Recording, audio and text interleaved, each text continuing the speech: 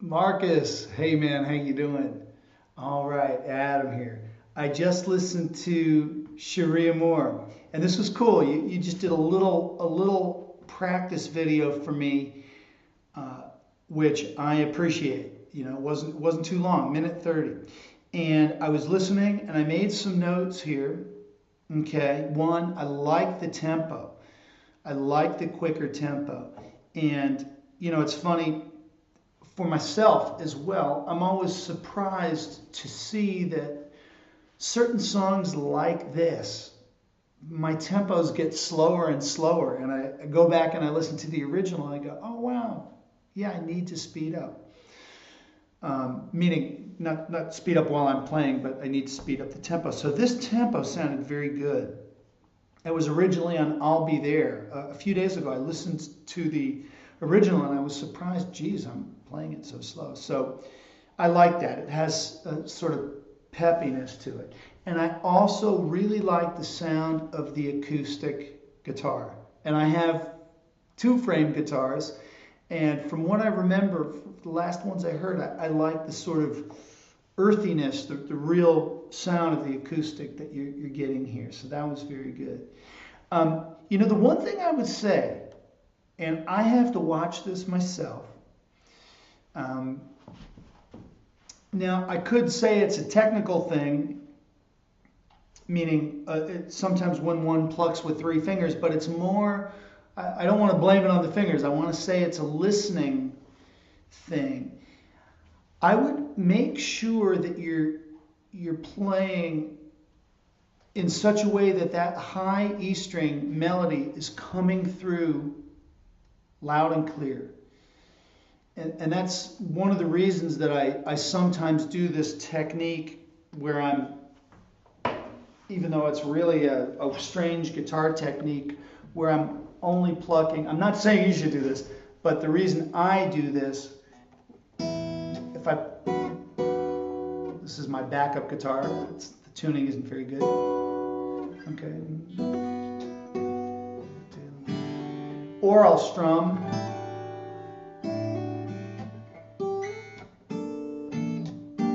Oops, sorry.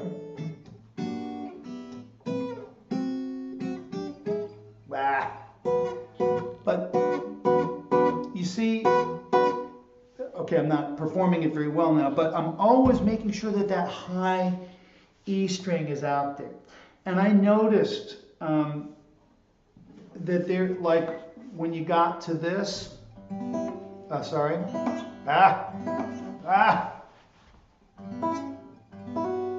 there it is, the G major 7, and then this, and then what am I doing? There we go.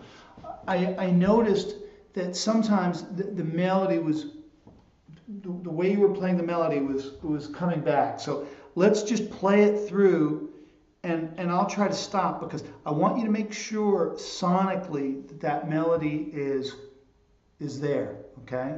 Even if you know you're playing the melody note, let's listen like record producers now, okay?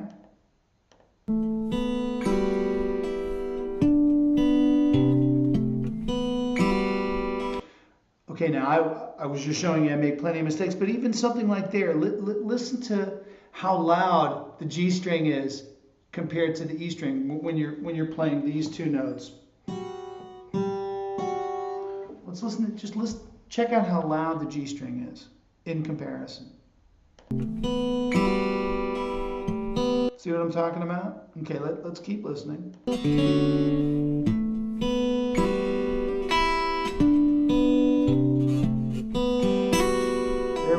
That was much better right there, the balance was, okay?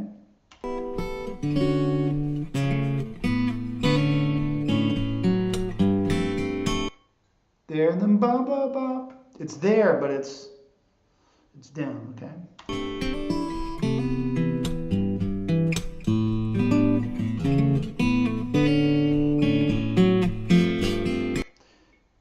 So let's look at that G sus chord again. When you're playing.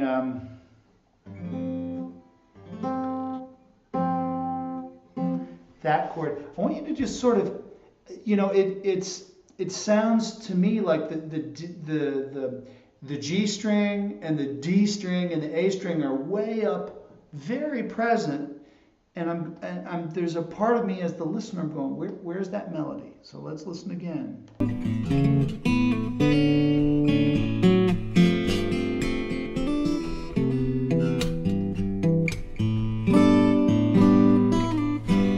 Right there. That F sharp, ba ba ba.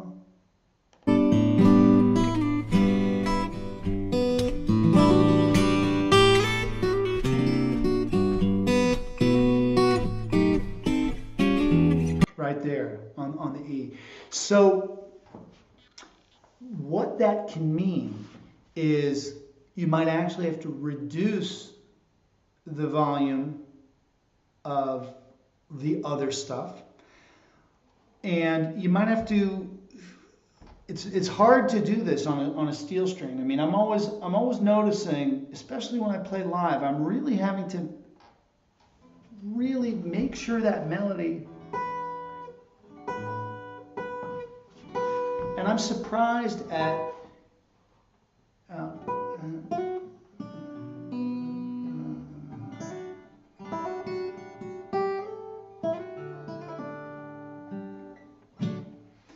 I'm always surprised at how much I really have to put that melody out there and have the rest of it come back. But that's a sort of listening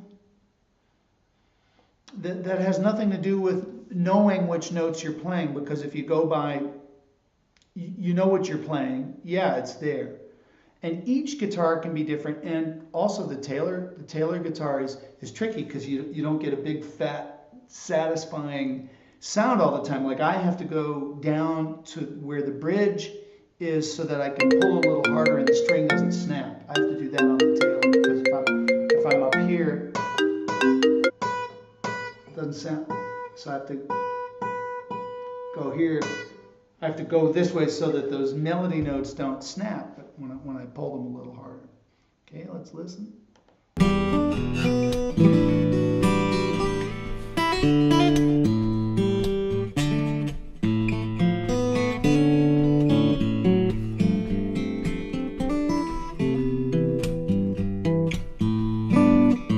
So basically, what I'm hearing is, like, let's say if the low end of the guitar is over here and the high end is over here, the melody notes.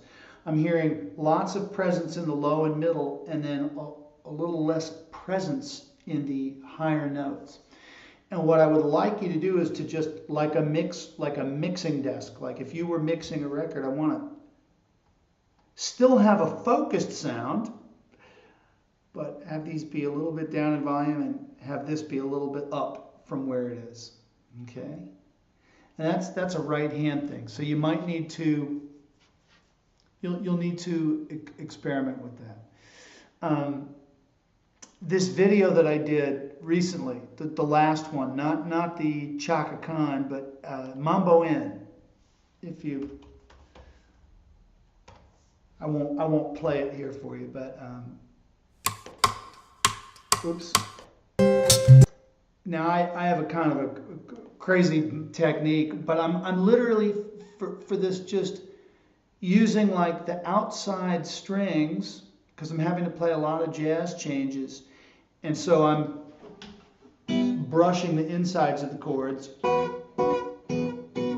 of like that, to get these jazz chords, but to get that melody note, sort of the bass and the melody are up, and then the middle is down, and that's sort of why I'm doing this this technique. I'll just play a minute of it for you.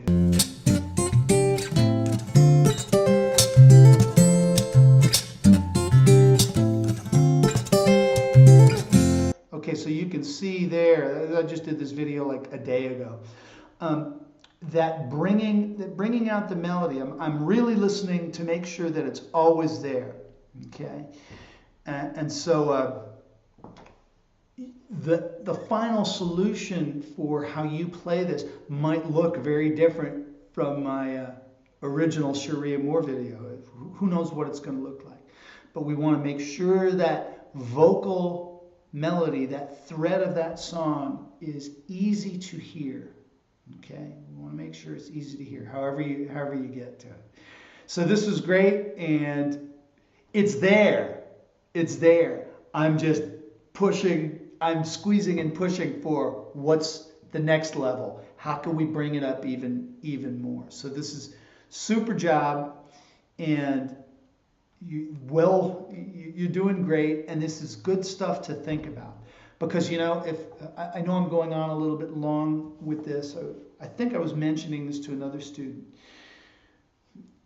I looked at some piano, online piano lessons from the Artist Works site. I looked at their promo, and pianists, they have a similar issue. They get very thick on what's playing in the middle, and then the melody kind of volume-wise is down there. You know, it's not. And a piano coach says the same thing. You know, like, hey, you need to bring that up and bring the middle down. They were saying the same thing I'm saying with there's a top, middle, and bottom. Bring that melody up. So this is a listening thing. As much as it is a playing thing, it's a listening and a concept thing for you to continue to develop. Alrighty, Markus. God bless.